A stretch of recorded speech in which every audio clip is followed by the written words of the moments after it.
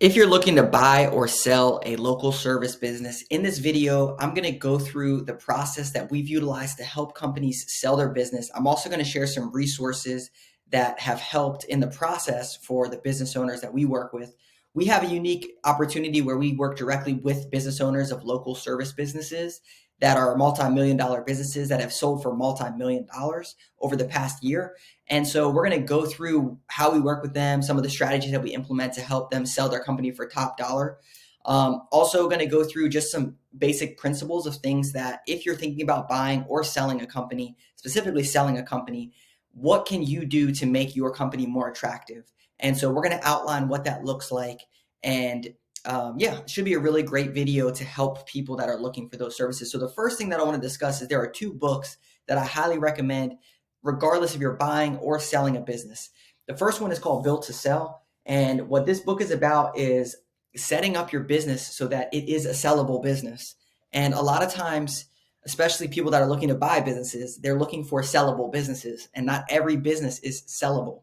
And one of the big things that this book talks about is removing yourself from doing the work and sitting, on your desk with your seat up, having other people do the work. So that way, when people are buying your company, they're actually buying a system that generates money, which is the whole goal. And so this is an awesome book to talk about how to do that. And then the next book is called Buy Then Build. And this is more for people that are looking to buy companies. But if you're looking to sell your company, what this book allows you to do is to get in the mindset of, okay, what are these people looking at when they're thinking about buying a company? And what are the multiples and all the different things that go into it? And what are the ways that they can structure their deals? So this is an awesome book to help get in the mindset so that way you don't get taken advantage of by all these different numbers and stuff. It helps you just, okay, this is what this person's talking about. Or is this an investment person? Or is this a search fund person? Or is this a whatever it is? Awesome book, regardless of what side that you're on. So highly recommend those two books. And then let's just take a look at some of the strategies that we've implemented from a marketing and sales perspective over the last 3-4 years for some of these businesses that have been selling recently. We have some businesses, they've been around for 10 years, others 30 years, 20 years. So it runs the gamut of how long businesses have been in business for. But what we found was that typically the threshold for investors looking to buy a company is around the $1 million to about $10 million. Is like that's a typical like home service, local service business. If you're in that realm, this video is going to be for you because this is literally what we do for businesses to help them be more attractive to be sold. So if you're at the $1 million mark, a lot of times you're going to still be kind of running around, maybe running the show. And so people don't necessarily want to buy a company to buy a job. They want to buy a company to put pieces in place to run itself. And so that is something to think about as you're scaling your business is, can I remove myself from this seat and still have things running? From a sales and marketing perspective, people that are looking to buy a company, they want to get to the point of your customer acquisition cost, which is how much does it cost me to do marketing or advertising to get this customer? And if I can get that number to 10, 20, 30, $40, and it makes sense from a revenue perspective as a percentage of the revenue, then you have a scalable process that you can just pour more money on, and the system is going to continue to run, and you're going to scale the business because you have a method to get new customers at a defined cost.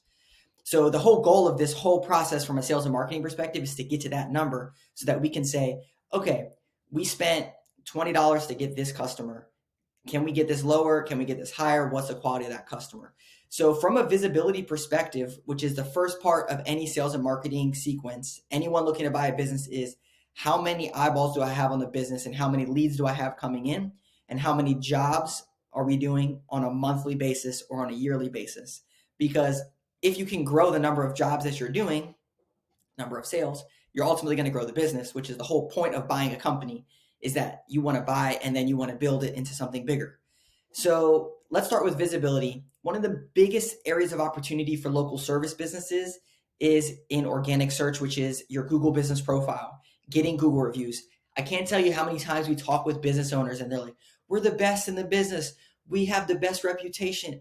We have the exceptional service, and their Google business profile, their number of reviews, everything just looks vanilla, like every single other person. When they've probably been in business for 30 years and they don't have a digital presence that articulates how they feel about their company and the reputation they have offline.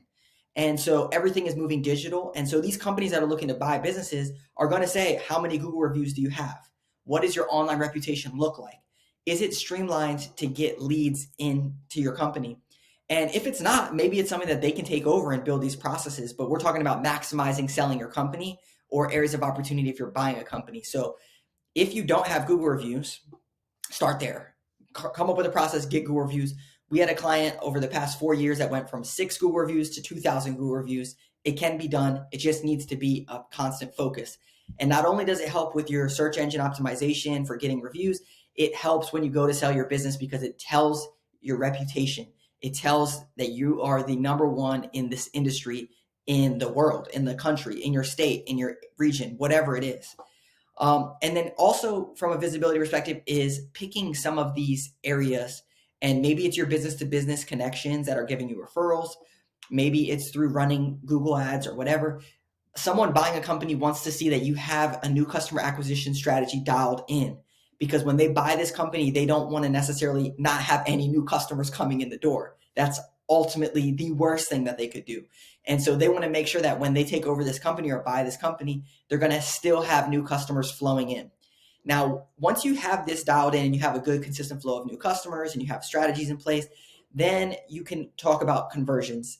Now, this is both on the buying and selling side, because if you're selling a business, this could be a bane of your existence, which is getting your customer service representatives or salespeople to actually close more deals. That can be hard. And someone buying a company might say, hey, well, I can come in and you have all these leads, but you're not optimized properly to convert them through your sales funnel. So I can tweak that. So coming up with a process for this is really good, but it's not the end all be all.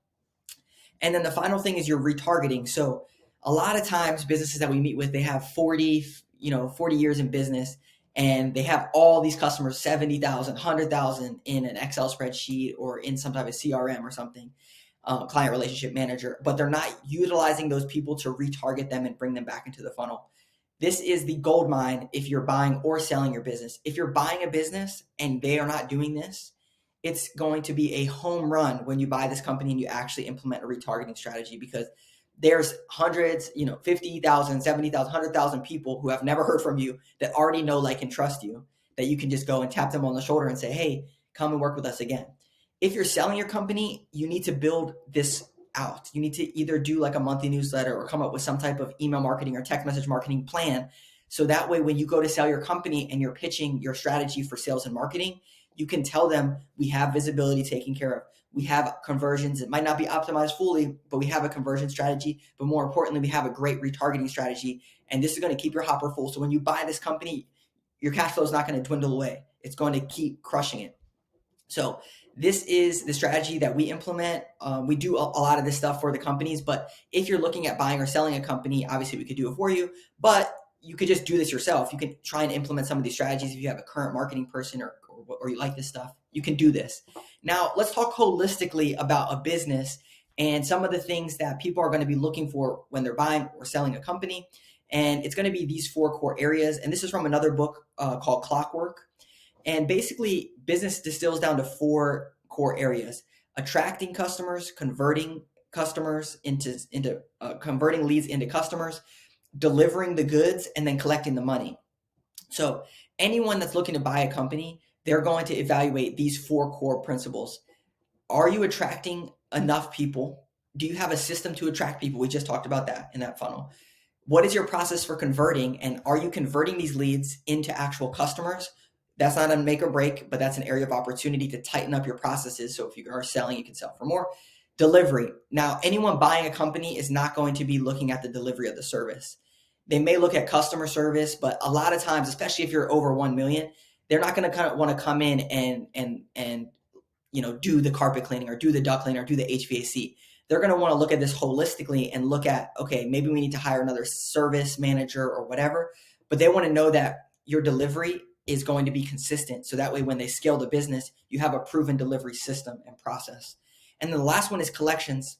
Now, this again is not a make or break, but it's good if you have a strategy in place. And the reason is because if you do all this work and you're not collecting any of your money, your cash flow is going to be terrible, which means your profits are probably going to be bad because you're writing off all this money. You're spending money on labor, you're spending money on cost of goods sold, you're spending money on marketing, and then you're not even collecting the money. So someone might come in and say, okay, well, everything is good. The person just can't collect money. They don't have a process for this. So let's go in and implement a process to collect more money. And so these 4 core areas, if you can answer these, you're going to be way ahead of someone who's just going in blind trying to sell their company. And if you're looking at buying a company, again, these are 4 core levers that you can pull. Now, one of the main things that I want to talk about, we have a couple minutes left. I want to make sure that we hit when it comes to what is your company actually worth.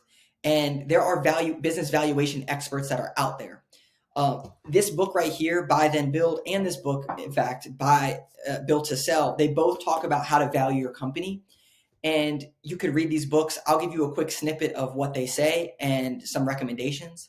So let's say that you do $1 million revenue. Let's say you're the owner and you pay yourself $100,000 as the owner. Then let's say that you make a profit of $100,000.